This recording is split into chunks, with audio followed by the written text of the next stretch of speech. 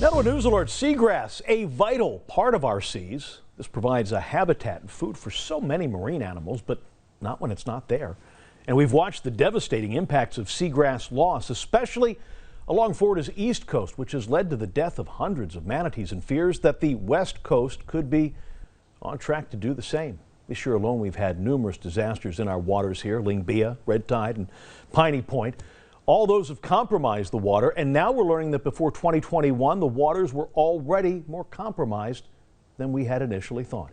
ABC 7 meteorologist Justin Hobbs joining us now in studio with the latest from the Southwest Florida Water Management District. Justin? Well, Bill, we may not quite know yet the exact impacts of the 2021 environmental disasters, but we have learned this, that in the past 2 years prior to the end of 2020, the loss of seagrass was much higher than previously thought. So let's go ahead and let's dive on down into Tampa Bay, where the amount of seagrass loss in the last 2 years prior to the ending of 2020 was announced in April to be right at around 13%. Well, that number is, well, no longer so. Recent studies and recent findings find it's actually 16% or 6,000 acres, and that difference, a 3%. That's over 1,000 acres total loss. But let's slide on down the coast just a bit. Let's head on down here to Sarasota, where the seagrass lost in those time frame was 18%. Even further down the coast, down in Charlotte Harbor, the loss at 23%. Now, these are a lot of numbers. So what does this trend show?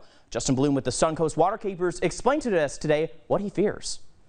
Kind of signals kind of the really bad case scenario that we're afraid of is that our estuaries here, and it's not just Tampa Bay, it's Sarasota Bay, it's down in Charlotte Harbor, are facing the same progression and of worsening conditions that we saw over in the Indian River Lagoon on the East Coast, which is just crashed. And it's what was a beautiful and productive estuary with million-dollar homes along its shores is now just a remnant of what it was.